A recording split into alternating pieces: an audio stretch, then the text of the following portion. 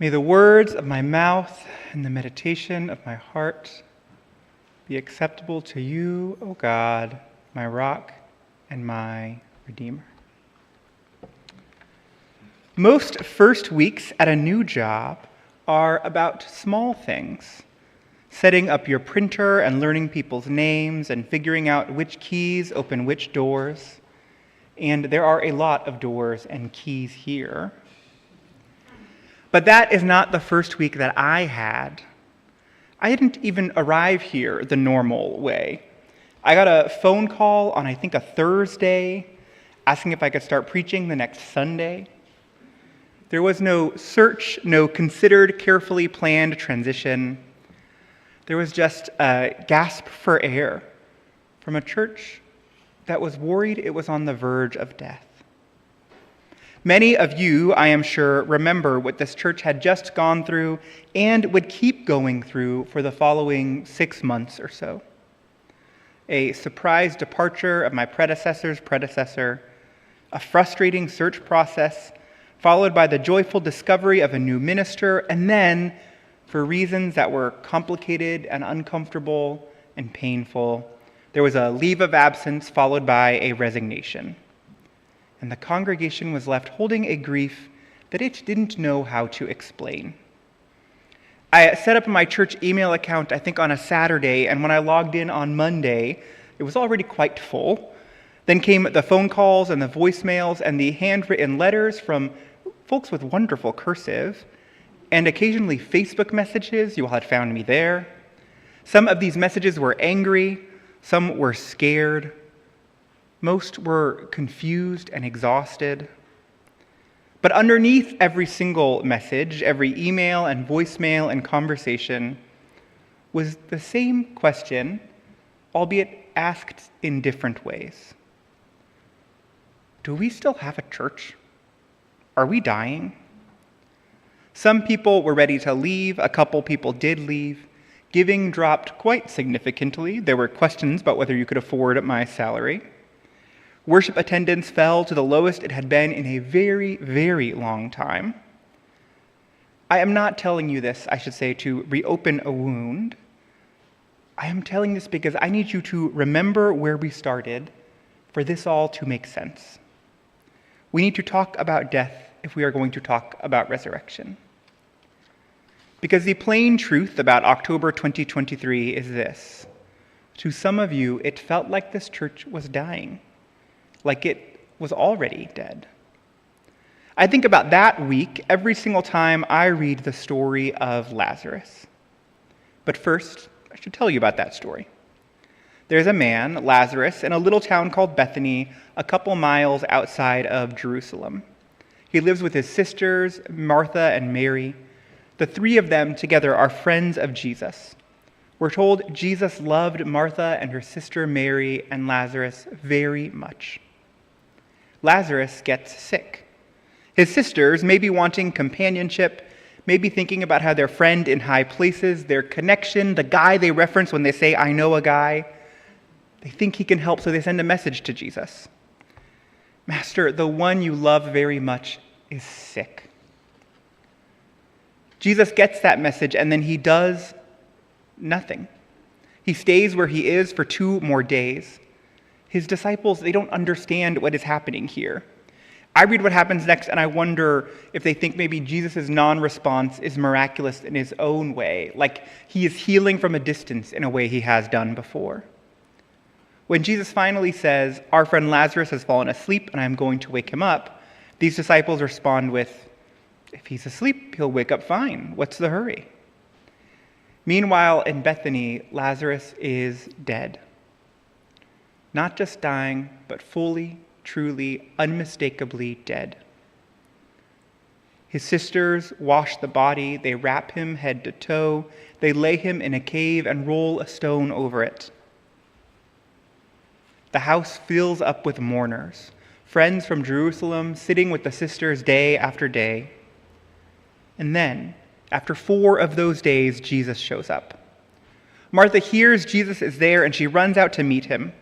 Her sister, Mary, waits until he comes all the way home, but both of them have the exact immediate response to Jesus. Master, if you had been here, my brother would not have died. They have the if only of grief.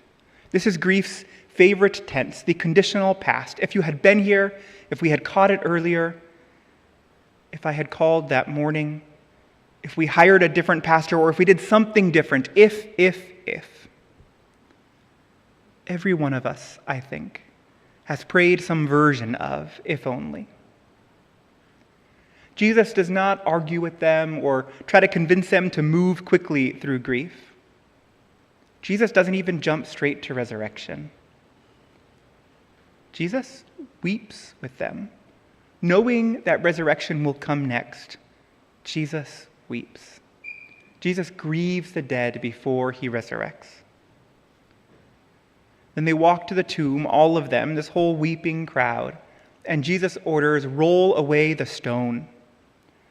Martha looks at Jesus, maybe confused, maybe scared, and says, "Master, by this time there is a stench. He has been dead for 4 days. Whatever is in that tomb is not going to be pretty. Don't roll away the stone. Don't roll away the stone. Don't exhume this body. It is dead, gone, gross. We don't want to look at it anymore." Jesus commands them to roll it away anyways. Then Jesus prays. And then he shouts into the dark, "Lazarus, come out." Thus far, we have heard from Mary and Martha, from some of the disciples, and from Jesus. But we haven't heard from, and we won't hear from, Lazarus. Lazarus has experienced 4 days of nothing. No light, no sound, no experience of time, not even sleep, really. Just nothing. And then something wrestles him awake, a voice. Not just any voice, but the voice that loves him. The voice of a friend shouting his name in the dark. Is this a dream? Is this what the afterlife is? You lie there and eventually someone calls your name. Did I imagine all of this? The fever, my sister's faces at the edge of the bed, the dark. Is this all just a nightmare? Lazarus can't see. There's a cloth over his face. He can barely move. He's wrapped head to toe. He has no reason to have any idea what is on the other side of that stone. Maybe it is just my anxiety, but I can only imagine that if I were in Lazarus' shoes, I would be scared to death, or past death.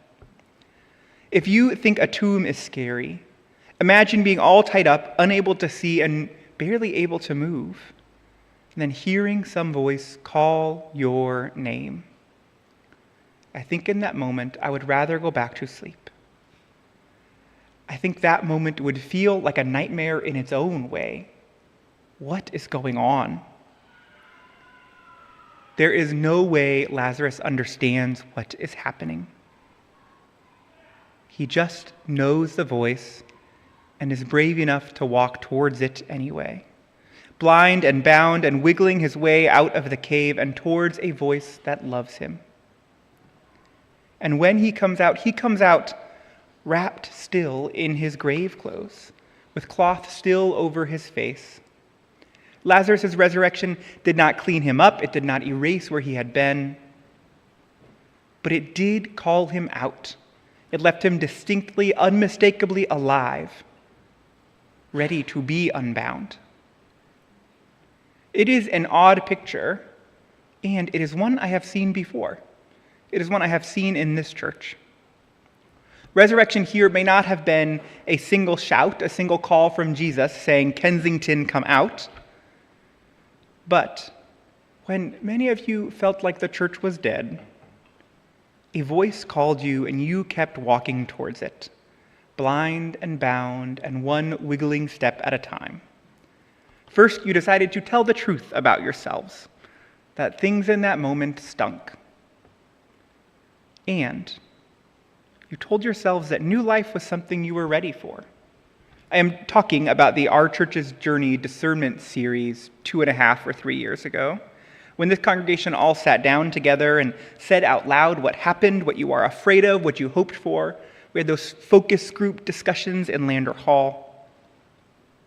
You rolled away a stone, knowing full well that it might not smell good in there.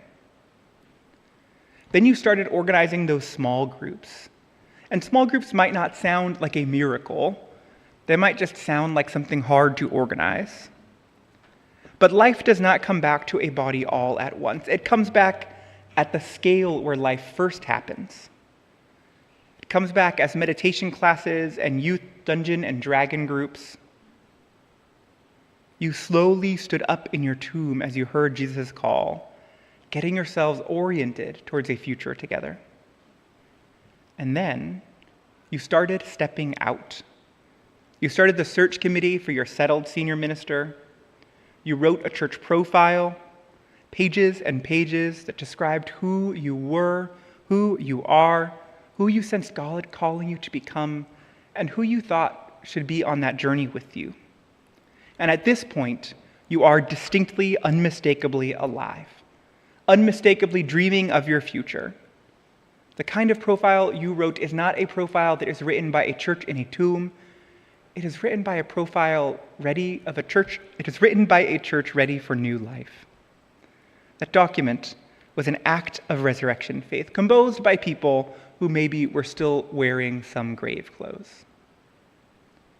And then as that happened, you started to unwrap those grave clothes. You invested in youth ministries and sending kids to camp. You deepened your music programs. You renovated Lander Hall and the Sunday school complex and the office complex. You welcomed Kendra as your associate minister, and new breath moved through our ministries with children and families. If resurrection sounds like anything, it sounds like the sound of kids running around upstairs, cheering for what, I didn't have this in the notes, but it sounds like a frat party up there. There is life, unmistakable life upstairs. I could tell a dozen stories just like these, stories of this church answering the call to resurrect. I could tell you so many stories of grave clothes removed, so much evidence that you are not a zombie, but alive. Church membership has grown by a little bit over 10%. If I've got my numbers right, weekly participation is the highest it has been since COVID. Giving, both unrestricted and restricted, hit record levels, and this church had its first break-even year in a decade. A decade. And you called a new minister. Reverend Kristen begins her ministry with you tomorrow morning. Of course, a church is so much more than the data that describes it, than the stuff that shows up in your annual report. But those numbers, in my opinion, they describe a church that has resurrected. They are proof that the grave clothes are on the ground and your body is ready to move around in the world around you. They are the body that you see when you are resurrected. And so here we arrive at the last thing I want to leave with you, the last conviction of my last lecture. You, Kensington Community Church, have been resurrected and are right now being resurrected, even when you don't realize it, even when you don't think to ask for it, even maybe when you didn't think you would need it. I have watched your resurrection happen. I stood at the mouth of the tomb and watched you come out, grave clothes trailing, eyes blinking, just learning how alive you were. And this is my last hope for you, the last hope I will share from this pulpit. Someday, maybe next year or 10 years from now, or as you enter the end of your own life, someday you are going to find yourself asleep. Maybe it will happen in your communal life as a church, or maybe it will happen in your professional life, or maybe it will happen in your marriage or your internal life, your emotional life, or in your book club or your meditation class. But someday you are going to face something that feels like death again. And if you allow yourself to listen beyond the stone, you will also hear a call to rise from a voice that loves you. Maybe, like Lazarus, you won't even know that it is happening. You will be confused about your experience. But you will hear that voice telling you to arise and come out of your tomb. You will hear that voice and know it loves you. And you will arise, because the one who called Lazarus out of the tomb is the one who has called you back to life and will continue to call you back to life again, time after time, for years to come, if only you will answer that call. Amen.